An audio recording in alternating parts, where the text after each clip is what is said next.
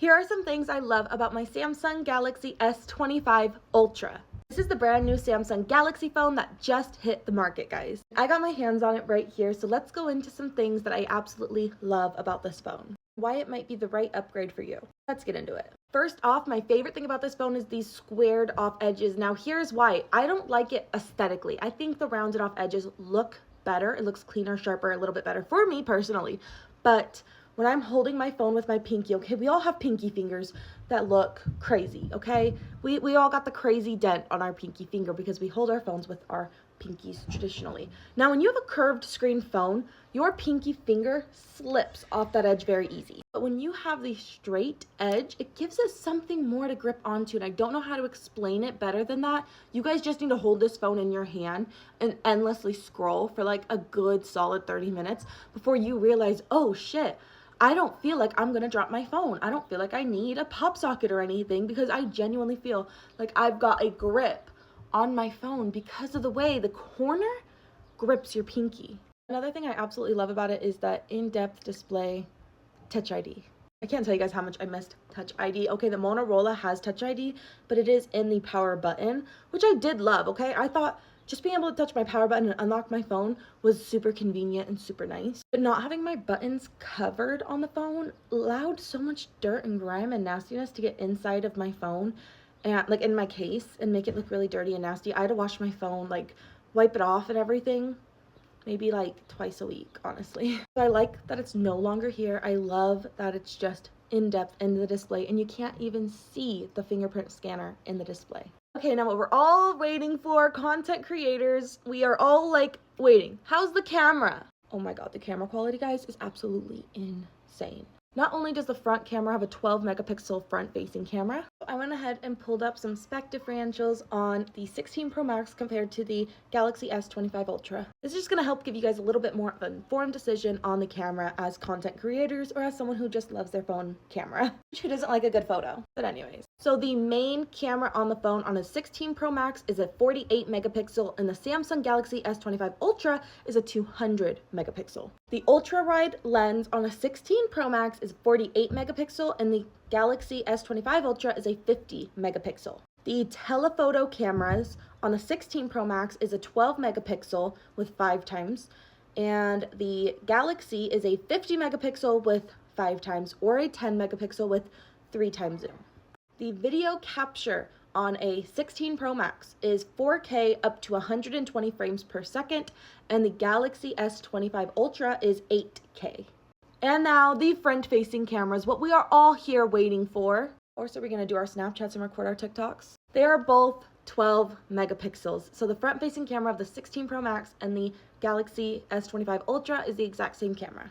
Now with all of that going into it, that gives you guys a little bit more of an informed decision based off of facts and specs over someone saying, I like this one more, I like that one more, this is fluid, that's fluid.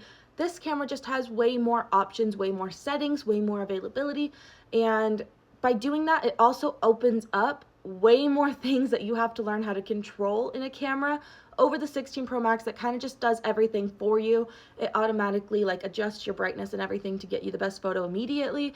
This phone, you could get a way better photo, but it might take you a second longer just because of updating all of those little settings. As a content creator, I love that, but as a day-to-day person, that's why I see people liking the 16 Pro Max a little bit better.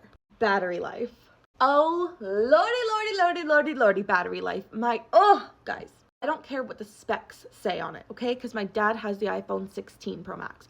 I have the S25 Ultra. My dad's phone dies in the middle of the day, okay? He is an avid 8-ball pool gamer, and he plays that game all day long. I'm on my phone filming, shooting, editing, doing a million emails, all that stuff, okay? I'm constantly on my phone. With heavy usage on both parts, his phone dies. This phone gave me 2 days worth of battery. I had to wake up at 5 a.m. That was hard. I'm not a morning person. I had to wake up at 5 a.m. one morning and I was on my phone from 5 a.m. at 100% all day long until 12 o'clock at night. And I didn't put my phone on the charger. I kind of just accidentally threw it on my desk on a wireless charger that wasn't plugged in because I forgot to plug it in. So my phone wasn't charged. I was for sure gonna have a dead phone in the morning and it was still at 42%. So that in its own is absolutely insane. I love the battery life on this phone. Like right now, guys, I haven't charged it since yesterday, okay? Yesterday, I charged to 100% around, we had dinner about 4 o'clock, pretty early yesterday. It is 8 a.m. today. I was on my phone until like 11 o'clock last night, just death scrolling. I woke up this morning around 6:30 because all my kids decided to wake up early. I've been on my phone ever since, and my battery is at 83%. Can you guys see that? It's at 83%. That is some really, really good battery life. I know my iPhone will start deteriorating battery life just overnight. This phone just doesn't. It is the same exact percentage, maybe 1 or 2 off by morning, whereas my iPhone, my Motorola, every other phone that I've had has been like a good 20-30% lower by the end of the night. Is it hard to adjust? Yes.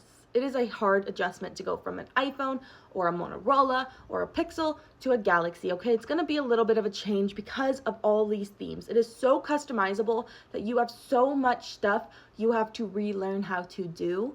But once you pick it up, it's not a long time, okay? I've had this phone for 48 hours now, and honestly, now it's fluid. But it does take you a second. If you're thinking of upgrading your phone this year, I highly, highly recommend the S25 Ultra. I think it's an amazing phone. This is just my 48-hour update on it. I'm sure it'll change later on. I always do multiple updates throughout the year. I'll let you guys know if it's really worth it or if I really don't think it's worth it, blah, blah, blah, blah, blah. But right now, I absolutely am in love with this phone. I haven't had very many issues with the phone. I haven't had any lagging problems. I haven't had any stopping problems, restarting problems, nothing. The big display makes it super easy to see everything. What phone are you guys interested in upgrading to this year, if you're upgrading at all? And what phone do you currently have? Let me know in the comment section.